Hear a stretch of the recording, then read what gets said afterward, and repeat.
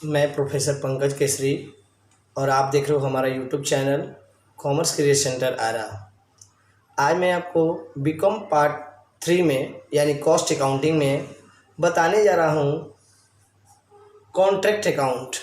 क्या होता है कॉन्ट्रैक्ट अकाउंट और उसे कैसे बनाया जाता है, आइए ध्यान दिया जाए। कॉन्ट्रैक्ट अकाउंट क्या है? कॉन्ट्रैक्ट अकाउंट का ये प्रोफॉर्मा बना हुआ है बोर्ड पर। कॉन्ट्रैक्ट अकाउंट में 2-3 बातों का ध्यान देना बहुत ज़रूरी है। सबसे पहली बात यह है कि किसी निश्चित समय पर किसी काम को करने के लिए निश्चित मूल्य यदि पहले से तय हो जाए उसे कॉन्ट्रैक्ट कहते हैं, संविदा कहते हैं। संविदा में 2-3 बातों का जानना जरूरी है। जिस आदमी को काम कराना है, जैसे मेरे को घर बनवाना है तो मैं हुआ कॉन्ट्रैक्टी, जो मेरा घर बना देगा निश्चित समय में निश्चित पैसे में। कहता है कि सर आपका घर 3 महीने में बन जाएगा, 10 लाख रुपया लगेगा, तो वो हुआ कॉन्ट्रैक्टर।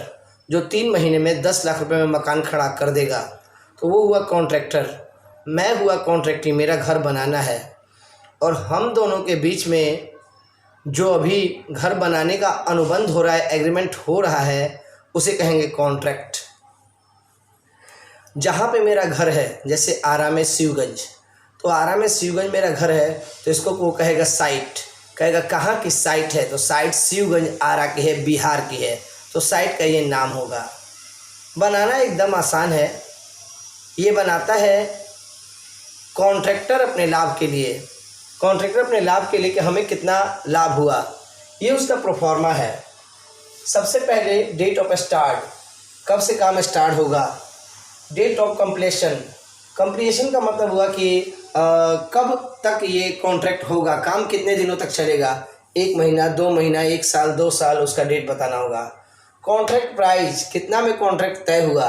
जैसे मैंने आपको एग्जांपल दिया कि मेरा घर 3 महीने में बना दो, मैं आपको 10 लाख देता हूँ, तो ये 10 लाख यहाँ पे कॉन्ट्रैक्टर प्राइस होगा। उसके बाद साइट का नाम लिखिए, जैसे शिवगंज आरा, चौक रोड आरा, या जो भी हो, कुछ भी आप वहाँ डेट साइट का नाम लिखेंगे। कॉन्ट्रैक्ट नंबर, ये कॉन्ट्रैक्टर क्या करता है कि अपना कॉन्ट्रैक्ट का नंबर देता है कि मैंने अब तक कितना कॉन्ट्रैक्ट किया, उसका नंबर बताता है। उसने कितने कॉन्ट्रैक्ट लिए अब तक, इस महीने में, इस हफ्ते में, जो भी कॉन्ट्रैक्ट का वो नंबर रखता है। जैसे मान लिया जाए पहले से उसको 10 कॉन्ट्रैक्ट मिले हैं तो उसने वो लिखेगा कॉन्ट्रैक्ट नंबर 11। एकदम प्रॉफिट एंड लॉस के जैसा सोल्व किया जाता है। जितने खर्चे होंगे उसे 2 में लिखना है। और अगर 1 साल में क्वेश्चन यदि बन जाए, क्वेश्चन यदि 1 साल का हो तो सारे खर्चे 2 में लिखेंगे और बाई में लिखेंगे कॉन्ट्रैक्ट प्राइस।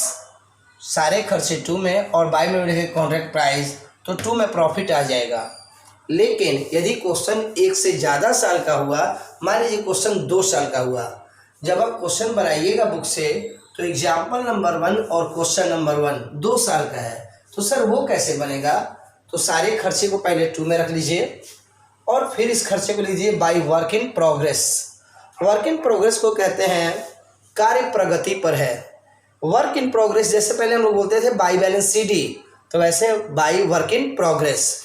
फिर नेक्स्ट बार बनाएंगे तो सबसे ऊपर लिखेंगे कॉन्ट्रैक्ट अकाउंट में 2WIP। मान लिया जाए इसका बैलेंस 1 लाख आ रहा है बाई द वे, तो अगली बार जब बनाएंगे फिर कॉन्ट्रैक्ट अकाउंट, मान लीजिए बनाना है 2019-20, तो 2019 का जितना भी आइटम आएगा वो कहलाएगा बाई वर्क इन प्रोग्रेस। 2020 में बनेगा तो सबसे पहले 2 वर्क इन प्रोग्रेस, फिर मटेरियल वेजेज जो भी हो, और बाई में लिखेंगे कॉन्ट्रैक्ट प्राइस, और यदि 2 में कमी आता है तो वही कहलाएगा प्रॉफिट। ऐसा भी होता है कोई आइटम रिटर्न करना होता है, जैसे प्लांट को रिटर्न करना होगा जब आपका कॉन्ट्रैक्ट ख़त्म होता है तब। जैसे 2 साल का है तो सेकेंड ईयर का जब कॉन्ट्रैक्ट बनाएंगे तो प्लांट 2 में नहीं, प्लांट को बाई में दिखाना होगा। प्लांट को बाई में दिखाना होगा, लेस करके दिखा देना होगा कि उस पर कितना डिप्रिसिएशन वगैरह हुआ। सबसे अच्छी बात है कि आप एग्जाम्पल नंबर 1 पढ़ लेना, डॉक्टर मनमोहन प्रसाद की बुक से। आइए मैं सोल्व करा देता हूँ, तब आपका कॉन्ट्रैक्ट एकदम क्लियर हो जाएगा। ध्यान दिया जाए। एग्जाम्पल नंबर 1 मैं पढ़ रहा हूँ, जरा आप ध्यान से सुनो। 1 जुलाई 1997 messrs Sinha and sons to contract erecting a building. Sinha ने एक कॉन्ट्रैक्ट किया बिल्डिंग बनाने के लिए और primer machine limited primer machine से 2 लाख रुपए में। इसके बदले में 1997 में क्या क्या खर्च हुआ सर? मटेरियल, वेजेज, प्लांट और अदर एक्सपेंस। ये 1997 का खर्च हुआ। अब 1998 का खर्च दे रहा है। मटेरियल, वेजेज, अदर एक्सपेंस और प्लांट को रिटर्न किया जा रहा है 20% डिप्रिसिएशन काट कर। तो बनाना एकदम आसान है। आइए देखा जाए। सबसे पहले क्या करना होगा? पहले ऐसा बनाना होगा कॉन्ट्रैक्ट अकाउंट। चारों आइटम को 2 में डाला है, यानी कि आप एग्जाम्पल को ध्यान से देखना।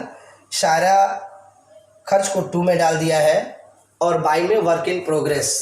क्यों वर्क इन प्रोग्रेस किया गया है? क्योंकि आपका जो कॉन्ट्रैक्ट है वो 2 साल का है। तो नेक्स्ट ईयर में क्या करना होगा? नेक्स्ट ईयर में सबसे पहले लिखेंगे, ऐसा ही फिर बनाएंगे टू वर्क इन प्रोग्रेस, जो पिछले साल का बैलेंस होगा। उसके बाद material, wages, other expense, plant नहीं, प्लांट को लौटाना है। बाई में लिखेंगे कॉन्ट्रैक्ट प्राइस कितना है? बाई कॉन्ट्रैक्ट प्राइस नहीं, बाई कॉन्ट्रैक्ट ही, क्योंकि आपको पैसा तो कॉन्ट्रैक्ट ही देगा ना। तो बाई कॉन्ट्रैक्ट ही 2 लाख। और प्लांट को पहले अंदर रोक लेंगे, जितना डिप्रिसिएशन होगा लेस करके तब बाहर निकालेंगे। जो 2 में कमी आएगा वही कहलाएगा प्रॉफिट एंड लॉस, या कहिए नेट प्रॉफिट। तो एग्जाम्पल नंबर 1 के जैसा क्वेश्चन नंबर 1 बड़े आराम से बनेगा। उम्मीद करते हैं कि अभी फिलहाल ये कॉन्ट्रैक्ट जो कहलाएगा वो कंप्लीट कॉन्ट्रैक्ट कहलाएगा। Contract are 2 kind. कॉन्ट्रैक्ट अगर समय पे ख़त्म होता है तो कंप्लीट कॉन्ट्रैक्ट। कुछ ऐसे कॉन्ट्रैक्ट होते हैं कि कॉन्ट्रैक्ट ही कहता है कि आप काम आगे करते जाओ, जैसे जैसे आपका वर्क सर्टिफाइड होगा वैसे वैसे मैं पैसा दूंगा। जैसे आजकल आप सुन रहे होंगे कि रोड अच्छा बनेगा। पहले की रोड नहीं, पहले के रोड बनते थे तो सरकार का पैसा लॉस हो जाता था। अब ऐसी बात नहीं है। अब जो सरकार रोड बनेगी, अब जो रोड बनेगा, अब जो काम होगा उसमें वर्क सर्टिफाइड के आधार पे पैसे दिए जा रहे हैं। जैसे मान लिया जाए कि 30 लाख रुपया लिया मैंने, 30 लाख रुपया लिया रोड बनवाने के लिए, रोड बनवा दिया और मैंने गारंटी दिया कि 3 साल तक ये चलेगा, 3 साल तक इसमें कोई प्रॉब्लम नहीं होगी। तो गवर्नमेंट क्या कहेगा? ठीक है सर, आपको 30 लाख रुपया दिया जाएगा। 1 साल बीतेगा तो 10 लाख, फिर अगला साल 10 लाख, फिर अगला साल 10 लाख। यानी जैसे जैसे वो रोड क्लियर होते जाएगा मेरे प्रॉमिस के अनुसार, तो मेरे को पैसा मिलेगा।